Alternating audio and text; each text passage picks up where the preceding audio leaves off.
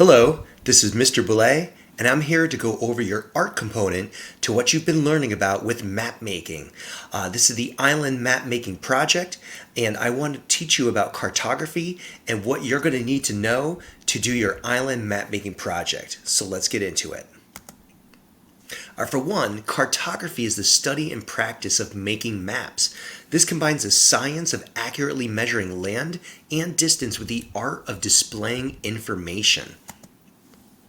Civilizations have made maps throughout time to help make sense of their world, what exists out there.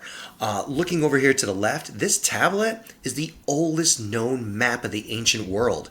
We're going back to the 700s BCE. That's before Common Era, like negative numbers. So humanity has made maps throughout time. Now we're going to jump forward to the big change in maps from Ptolemy. This is in the 2nd century Common Era. So we're talking Roman times right here. This gentleman created a system of latitude and longitude. That's what we still use today. He mapped thousands of areas with their corresponding coordinates. He set the foundation for true map making as we know it. He also did and come up with the use of perspective projection to display the globe on a two-dimensional surface. This gets tricky, but they knew that the Earth was curved even back then. And so his maps would take that into account to be able to more accurately display the information. Now we're going to jump ahead to modern times, what we're used to. Nowadays, it is wonderful that you can just take out a tablet or a phone and be able to literally get maps on directions to anywhere you need to go. Now, Mr. Finnegan and myself, we're old enough to remember pre-internet. Before the internet, for us, if we wanted to go somewhere that we didn't know of, we used, as this picture over here on the left, a paper map. I can remember taking paper maps and getting in my car to drive to places and having to follow the little directions on the map. It was doable, but it was challenging. We have it much easier today where I can literally just talk into my iPhone and it will give me a map and a direction anywhere I want to go. You got it lucky, kids. Where places where you have probably seen maps, if you've gone skiing, I mean, here's Butternut, or hiking, if you've been out in places, there might be a map that will show you the trails, show you where you need to go.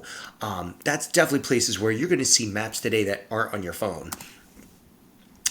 Paper maps, go to amusement parks, you go to Six Flags, it's a big place, they have a map for it. You want to find a ride, you want to find a restaurant, a restroom, you're going to use a paper map. I love Disney, so I did include the Magic Kingdom here. Now, I know this park like the back of my hand, but I imagine if you've been there you're going there for the first time, you're going to get a paper map when you walk through the entrance, and you can use that to navigate your way around the park. Now, places you kids have probably seen maps, video games. My son, super great at Zelda Tears of the Kingdom. His map is extensive. These maps are useful in the game to be able to navigate your way around. I had to throw in a little Fortnite up there for the Absolute Doom, and down in the corner there is Minecraft. So maps, be it in reality or in a video game, are a very useful tool to be able to know places, know how to get around the space there.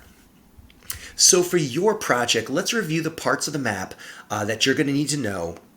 And these parts of the map are, aspects of real maps that you're going to use. If you're going to Butternut Ski Resort or you're going to Six Flags, they use a lot of the same terminology to display the information. So let's go through them. One is the legend or a key. I don't know why they have two different names for the same exact thing, but this is on a map. You're going to find it usually down in a corner. It's going to have pictures of prominent places that you may want to go with a little written description of what those are. because the map may have a lot of information. Now, this map is of St. Thomas. This is an island that my wife and I lived on in the U.S. Virgin Islands. I taught at elementary school there. If you're looking at this map, this is really dense with information. And if you're like, well, I just want to know where the beaches are, you can look down here at the legend, see the little umbrella that symbolizes beaches, and be able to quickly look at this map and find where the umbrellas are. Maps, having this legend or key is very useful. You're going to be, that's where a lot of your creativity for your map is going to come into. What places can you go to on this imaginary island? I pulled this map off of probably a giant park.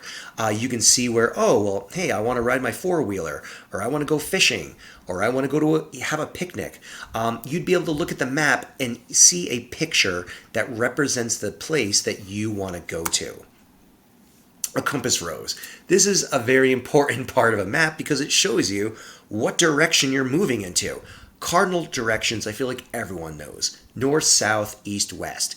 The intermediate directions are a little trickier. Those are those in-between spots because when you're traveling, you're not always going straight north or straight west or straight east. You're going to have an intermediate direction, like a diagonal that leads you through. So you should know those as you move forward in looking at maps. Map scale is also important. You're looking at a map, you don't know how far of a distance from here to there is. If 1 inch equals 1 mile, okay, you can walk that. 1 inch equals 10 miles, you probably don't want to walk that. You're going to want to ride a bike or drive a car. One map equals 1,000 miles, well, now you might want to take a plane. So having map scale is very important part of your map, knowing true distance between areas. Now, I do want you to include some landforms in the island that you're making here. One is a cape. Now, I put a little map here of Cape Cod. We have a cape here in Massachusetts. A cape is a piece of land that's sticking out into the sea or some other large body of water. This extends out. If you ever had the luxury of going to Cape Cod, beautiful place, a lot of beaches, but this is land in Massachusetts that sticks out into the Atlantic Ocean. Now, the other thing to include are bays. Bays are basically where the water is like making an indentation into the land.